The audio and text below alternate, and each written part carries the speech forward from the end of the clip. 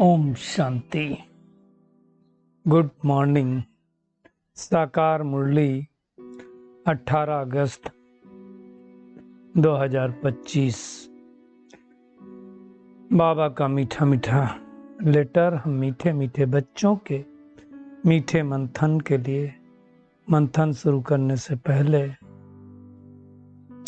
ज्ञान सूर्य शिव बाबा की लाइट और माइट भरी किरणों के नीचे बैठ जाते हैं और अनुभव करते हैं कि मैं लाइट स्वरूप आत्मा हूं। आज की साकार मुरली में बहुत सारे रहस्य बाबा ने बतलाए हुए हैं। पहली बात, बाबा ने कहा कि जैसे बाप गाइड है वैसे तुम्हें भी गाइड बनना। तो गाइड क्या है उसको हम देखेंगे। गाइड के साथ साथ एक शब्द बाबा ने यूज किया, अंधों की लाठी। दूसरी बात, इस अनादि ड्रामा का बाबा ने राज बताया है। पहली बात क्या बताया, इसमें किसी को मोक्ष नहीं मिलता, क्योंकि दुनिया में क्या है, सब लोग सोचते हैं कि इतना पुरुषार्थ करो कि हमको लास्ट में मोक्ष मिल जाए। बाबा ने कहा वो नहीं हो सकता। दूसरी बात बताया है बाबा ने कि अनादि बना हुआ ड्रामा है। इस ड्रामा के अंदर ना ही कोई एक्टर ऐड हो सकता है और ना ही कोई सब्ट्रैक्ट हो सकता है। तो इसको अच्छा समझना। मतलब क्या हुआ कि इस ड्रामा के पार्ट से कोई छूट भी नहीं सकता है। तीसरी बात बाबा ने कही है कि मान लो इस ड्रामा में जो दूसरे धर्म की आत्माएं हैं, जैसे आप देखो बौद्ध धर्म की हैं, इस्लाम धर्म की हैं या क्रिश्चियन धर्म की हैं, वो आत्माएं चाहें भी तो सतयुग में नहीं आ सकती, स्वर्ग में नहीं आ सकती। अब ये बात सुन करके बहुत लोगों के बहुत सारे प्रश्न चलते हैं। बाबा ने लेकिन उसको आज क्लियर किया है। ये बात दुनिया के लोग नहीं जानते और उनको बाबा ने नास्तिक कहा हुआ है ना, तो उसको भी हम देखेंगे। फिर और बात इस बाबा ने ड्रामा की बताई कि प्रलय नहीं होती कभी।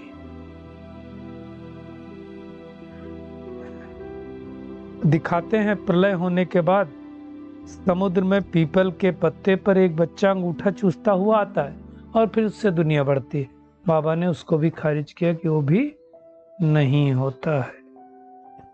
और आज बाबा ने इस दुनिया की सच्चाई को उजागर किया है कि अमीर तो रहते हैं महलों में और गरीब झोपड़पट्टी में रहते हैं और उनकी झोपड़पट्टी शिफ्ट होती रहती है ना।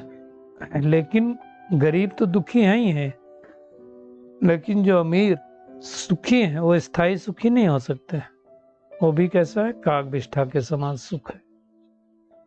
और माताओं को बाबा ने याद किया है कि माताओं के द्वारा ही भगवान स्वर्ग का द्वार खोल रहा है। कलश किस पे रखता है, माताओं पर, इसलिए शब्द आता है वंदे मातरम। तो उसको भी समझना है। और आयरन एज गोल्डन एज की बात आती है। यहाँ कौड़ियाँ होंगी वहाँ हीरा होगा। पारसनाथ पत्थरनाथ की भी बात बाबा ने किया है। और जो विशेषता है हमारे पास, अगर उसका दान करेंगे तो क्या होगा, बाबा के स्नेह का और हम अनुभव करेंगे और महादानी बन जाएंगे। जो सदा आत्माभिमानी रहता है वही सबसे बड़ा ज्ञानी है। और बाबा के प्यार में लवलीन रहने के लिए मैंपन का त्याग बहुत आवश्यक है। तो ये सारी बातें बाबा ने कही हैं। तो पहली बात, हम इस ड्रामा के राज्यों को रहस्यों को लेंगे जो बाबा ने उजागर किया है। पहली बात, ये हम सब ने पढ़ा हुआ है, law of entropy. Law of entropy को बोलते हैं इनक्लोज्ड सिस्टम है। इस इनक्लोज्ड सिस्टम में कोई भी आत्मा ना तो ऐड हो सकती है और ना ही सब्ट्रैक्ट हो सकती है। मतलब इसमें क्या होगा, फॉर्म बदल सकता है,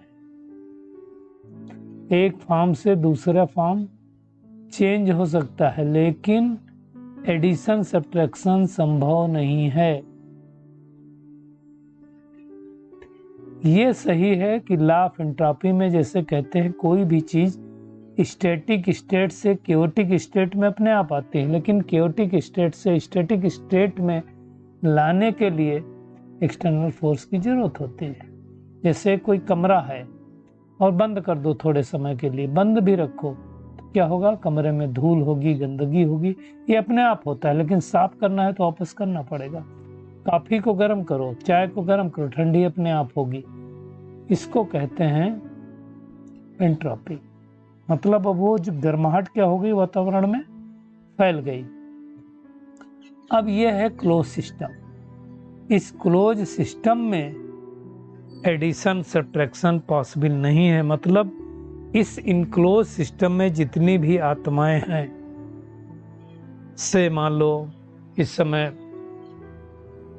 570 करोड़ है, एग्जाम्पल है, थोड़ी कम ज्यादा हो सकती है, तो उतनी आत्माएं फिक्स है, नंबर ऑफ सोल्स फिक्स्ड है जो परम धाम में बाबा के साथ रहती हैं, और वहां से फिर अपने अपने समय पर पार्ट बजाने आती है। जैसे जो देवकुल की आत्माएं होंगी वो सतयुग में आएंगी। सतयुग की शुरुआत हुई तो 9 लाख आत्माएं आएंगी, फिर धीरे धीरे धीरे धीरे आती रहेंगी और सतयुग एंड होते होते 2 करोड़ आत्माएं आ जाएंगी। फिर त्रेता युग का एंड होगा तो और 31 करोड़ त्रेता के अंत तक आ जाएंगी, तो टोटल 33 करोड़ होंगी। अब जितनी आत्माएं ऊपर से आएंगी वो आपस कोई नहीं जाएगी, सब यहीं आती जाएंगी। इसका मतलब एडिशन होता जाएगा। जिस आत्मा का जब पार्ट है वो उसी समय आएगी, है ना। इसका मतलब वो आत्मा दूसरे किसी समय नहीं आ सकती। अब द्वापर युग में क्या होगा, द्वापर युग में जो धर्म पिताएं हैं, जैसे कहते हैं सबसे पहले इब्राहिम आए, तो इब्राहिम के आने से पहले इब्राहिम के धर्म की कोई आत्मा नहीं आ सकती। जैसे इब्राहिम आएंगे, इसका मतलब इब्राहिम आएंगे तो क्या होगा, उनके धर्म की तो कोई आत्मा होगी नहीं, वो किसी तन में प्रवेश करके वो ज्ञान सुनाना चालू करेंगे, और फिर पीछे उनके धर्म वाली आत्माएं आएंगी जो उनकी अनुयायी बनेंगी। इसी तरह से बौद्ध की होंगी, इसी तरह से क्रिश्चियन की होंगी, इसी तरह से क्या बोलते हैं कि जो संन्यास धर्म वाली होंगी, और ये गुरु नानक जी की होंगी। गुरु नानक जी से पहले कोई सिख नहीं होता था। तो ये बात अच्छी तरह से समझना। इसके साथ साथ बाबा ने जो कहा कि किसी भी आत्मा को ऐड नहीं हो सकता, पक्का हो गया, अपने टाइम पे आएंगी। अब मतलब क्या हो गया कि जो इस्लाम धर्म की आत्मा है या बौद्ध धर्म की आत्मा है, क्रिश्चियन धर्म की आत्मा कन्वर्टेड नहीं है, तो नॉन कन्वर्टेड हैं, वो आत्मा मतलब उसी समय आएगी, सतयुग में नहीं आ सकती, त्रेता युग में नहीं आ सकती, जब टाइम है तब आएगी। तो इसको अच्छी तरह से समझना। कन्वर्ट हो गई होगी आत्मा। बहुत सारे लोग कन्वर्ट होते हैं ना, जैसे मान लो आपका नया नया क्रिश्चियन धर्म हुआ, चालू हुआ, तो बहुत सारे लोग हैं जो बदल जाते हैं। आज भी लोग बहुत सारे अडॉप्ट कर लेते हैं, तो उसकी बात अलग है। दूसरा, किसी को मोक्ष नहीं मिलता। मोक्ष नहीं मिलता मतलब क्या हो गया, इस आवागमन से कोई बच नहीं सकता। हाँ, ये बात हो सकता है कि कोई आत्मा उस परम धाम में थोड़े दिन रहे और कोई आत्मा ज्यादा समय रहे। कोई आत्मा ऐसी भी हो सकती है जिसका एक ही जन्म पार्ट हो, मतलब 4900 साल ऊपर रहे, ऐसा भी हो सकता है। तो उसको, उसके लिए वो तो जैसे मोक्ष हो गया। लेकिन एक्चुअल में मोक्ष किसी को मिलता नहीं। आवागमन से कोई बच नहीं सकता, छूट नहीं सकता, ना इसमें कोई ऐड हो सकता है। हर आत्मा को अपना अपना पार्ट मिला हुआ है। इसलिए कहते हैं हमें किसी दूसरे के पार्ट को देखना ही नहीं। आप देखो इस समय संसार में अगर 850 करोड़ आत्माएं हैं तो किसी का पार्ट नहीं मिलता। इवन आप बाल किसी का टेस्ट करो तो सबके बाल भी एक जैसे नहीं मिलेंगे। तो ये कुदरत है, इतनी श्रेष्ठ बनी हुई है, तो पार्ट कैसे मिल सकता है। और अगर पार्ट मिल नहीं सकता तो हम कंपेयर कैसे कर सकते हैं एक दूसरे को। तो हर आत्मा का अपना अपना पार्ट है जो पार्ट निभा रही है। तो ये हो नहीं सकता। इसमें ही कई लोगों का बड़ा ऑब्जेक्शन होता है कि जब सबका पार्ट अपना अपना फिक्स ही है, देव कुल की आत्माएं होंगी वो देवता कुल में आएंगी, है ना, त्रेता युग की आत्माएं त्रेता युग में आएंगी, तो फिर हमारा रोल क्या है? हमारा रोल तो कुछ होना चाहिए ना, कि नहीं होना चाहिए? जैसे मान लो दुनिया में ये भी कहते हैं कि इस सृष्टि पर जब आप जन्म लिए हैं और जब आप शरीर छोड़ेंगे अर्थात मृत्यु होगी, इसके बीच का ड्यूरेशन फिक्स है, लेकिन इस बीच में जीवन कैसे यापन करना है ये किसकी चॉइस है? ये तो हमारे कर्मों की चॉइस है ना, ये हमारी चॉइस है ना, इसमें खुश रहना या दुखी रहना। इसलिए कहते हैं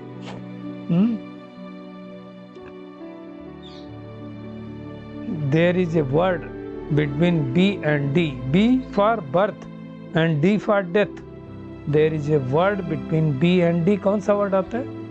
तो आप सब कहेंगे सी आता है। सी मतलब चॉइस। तो वो चॉइस हमारे पास है, बाकी वो चॉइस नहीं है कि कोई दूसरे धर्म की आत्मा और कहे इसमें आ जाए।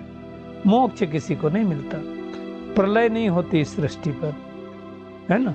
अगर प्रलय हो जाए तो कहते हैं दुनिया में तो ऐसे है कि प्रलय होती है, फिर प्रलय होने के बाद इस सृष्टि पर कहते हैं बहुत ज्वालामुखी फूटा, बहुत बाढ़ आई, फिर धीरे धीरे सृष्टि का निर्माण हुआ, और सृष्टि के निर्माण हुआ कहते हैं एक कोशिए से हुआ, अमीबा बना, अमीबा से पैरामीशियम बना, फिर धीरे धीरे धीरे धीरे इस सृष्टि की उत्पत्ति हो गई।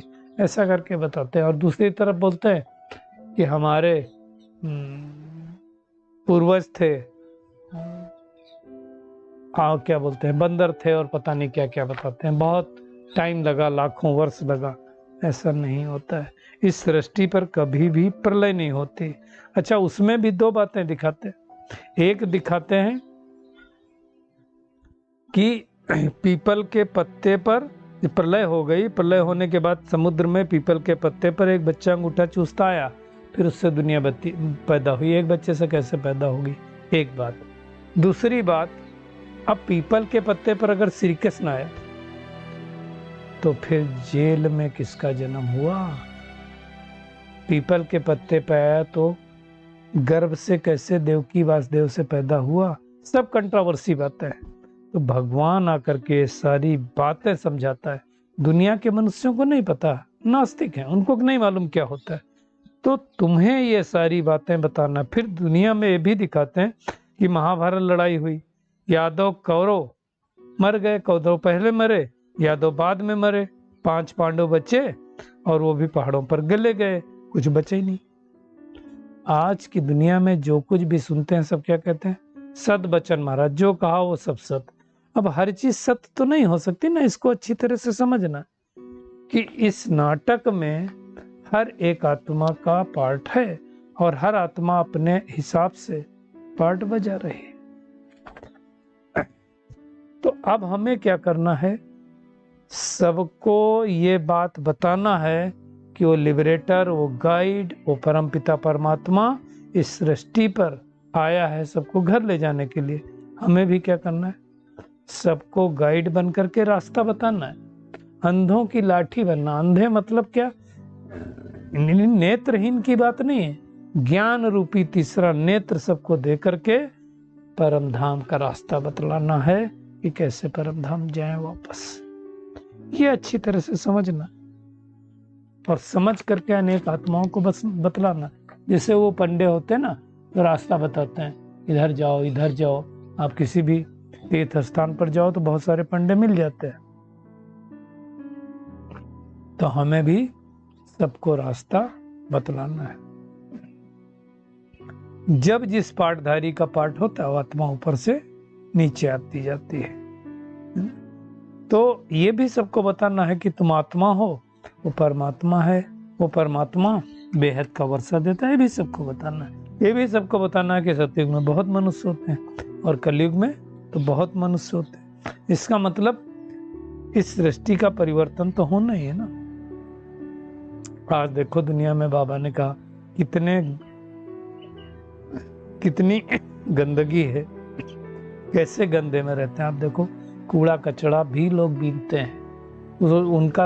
आप किसी भी रोड पे चले जाओ, आप देखो रोड पर वो सवेरे सवेरे पॉलीथीन और वो सब बीन रहे होंगे, बेचते हैं, उससे उनकी रोजी रोटी चलती है। तो गरीब बेचारे कहाँ रहते हैं? गंद में रहते हैं, झोपड़ियों में रहते हैं। और फिर क्या होता है, पॉलिटिशियन अपने हिसाब से झोपड़ियों को इधर से उधर करते रहते हैं, दूसरी जगह देंगे, वो जमीन बेचना है, वहाँ कुछ लाना है ना।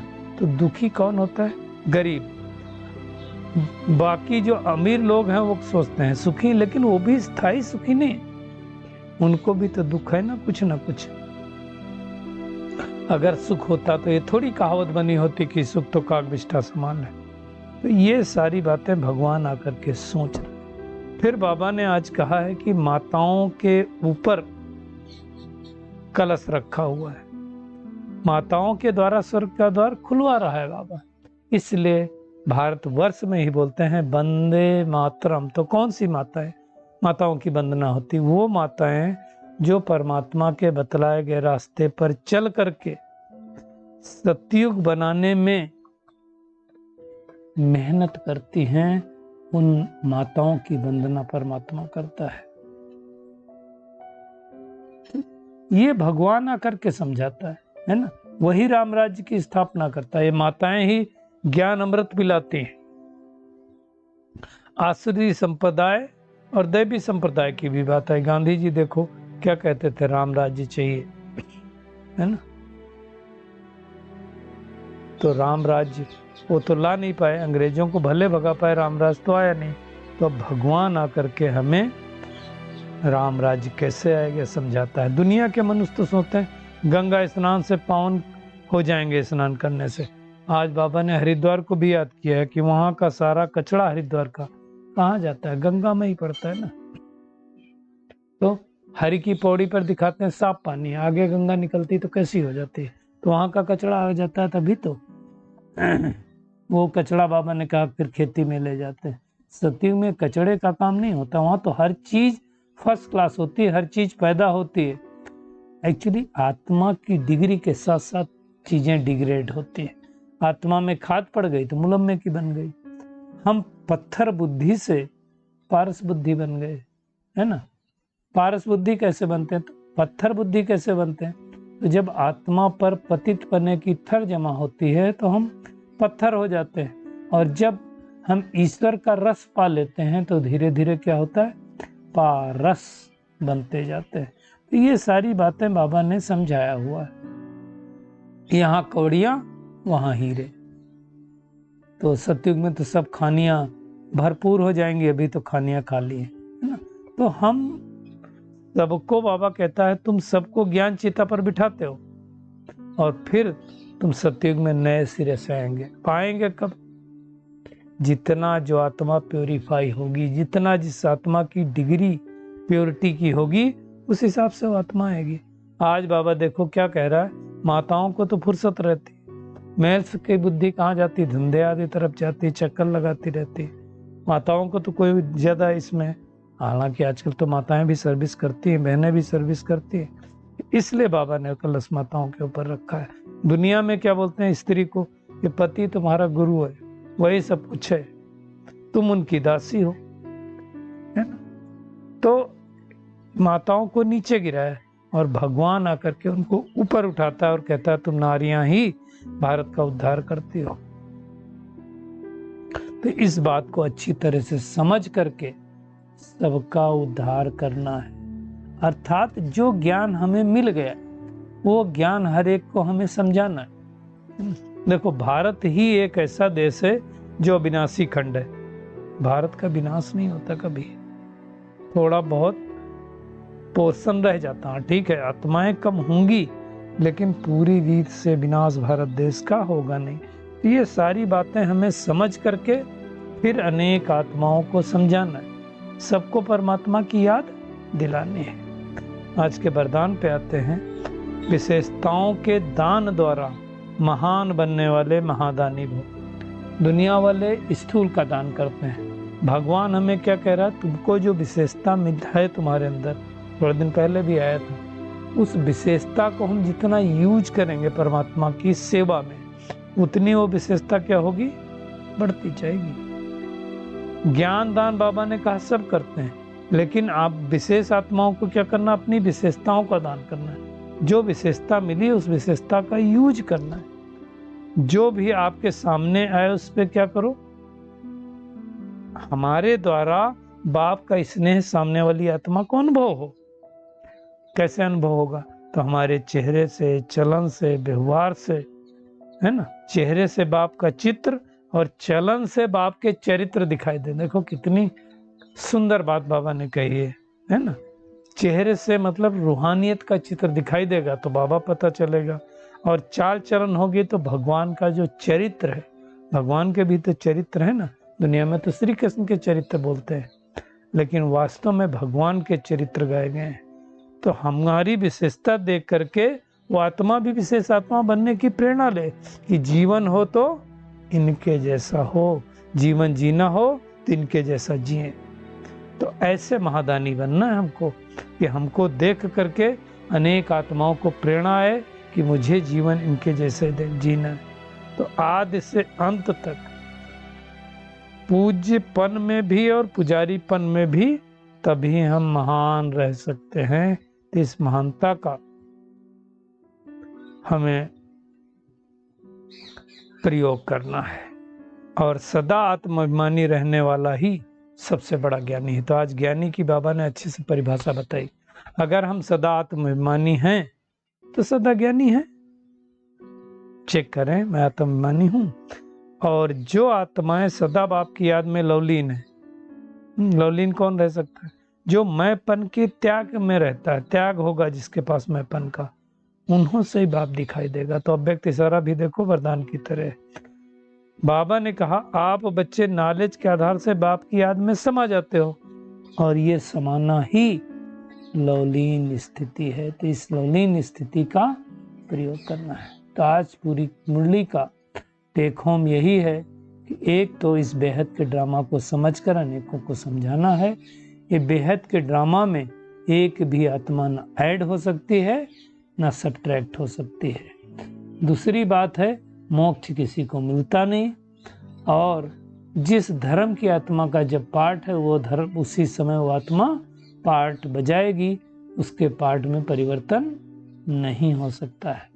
और जो विशेषता हमें मिली है उस विशेषता का दान देना है, तभी हम महादानी बन पाएंगे, नहीं तो नहीं बन पाएंगे। मतलब जो भी हमारे सामने आए तो हमारे चेहरे से बाप का चित्र और चलन से बाबा का चरित्र दिखाई दे। और सबसे बड़ा ज्ञानी बनने के लिए हमें सदा आत्माभिमानी रहना है। अच्छा, शुक्रिया मीठे प्यारे बाप दादा, शुक्रिया आप सभी का इस मीठे मंथन के लिए। अच्छा, ओम शांति।